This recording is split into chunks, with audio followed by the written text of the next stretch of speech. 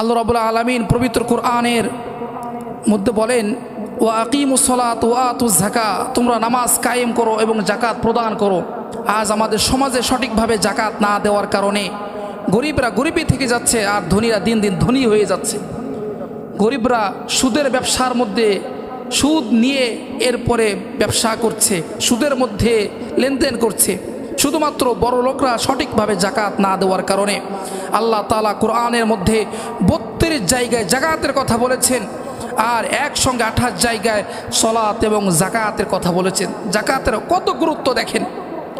আল্লাহ তাআলা যাকাতের লাভ সম্পর্কে বলেন সূরা বাকারা 261 নম্বর আয়াতে, যারা আল্লাহ রাস্তায় অর্থ ব্যয় করে তাদের উদাহরণস্বরূপ জমিনে একটা সরিষা দানা যখন বপন করা হয়, ওই সরিষা দানা থেকে যেরকম ফসল উৎপন্ন হয়, একটা সরিষা থেকে কিন্তু একটি সরিষা হয় না, অনেক হয়, হাজার। আল্লাহ তাআলা বলেন ওই বপন করার মাধ্যমে, যাকাত দেওয়ার মাধ্যমে আমি তার ধন সম্পদ অগণিত বরকত দিয়ে বৃদ্ধি করে দেই। সুবহানাল্লাহ।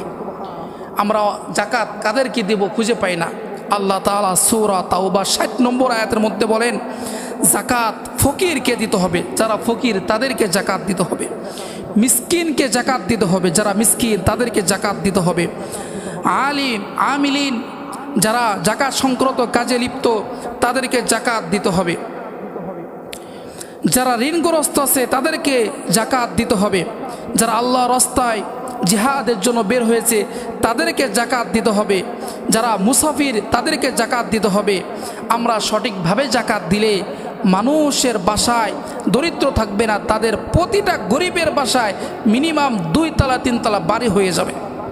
যাকাত যারা দিবে না আল্লাহ তাআলা তাদের বিষয়ে বলেন, যারা যাকাত দিবে না আল্লাহ তাআলা মৃত্যুর পরে কিয়ামতের মাঠে তাদের সোনা রূপা গলিয়ে তাদের কানের মধ্যে দিয়ে, তাদের নিচে রাস্তা দিয়ে, তাদের নাকের মধ্যে দিয়ে বিভিন্ন অঙ্গ প্রত্যঙ্গের মাধ্যমে গলিয়ে তাদের ওই যাকাত না দেওয়ার কারণে সোনা রূপা গলিয়ে তাদের কানের মধ্যে, তাদের নিচ দিয়ে ঢেলে দিবে।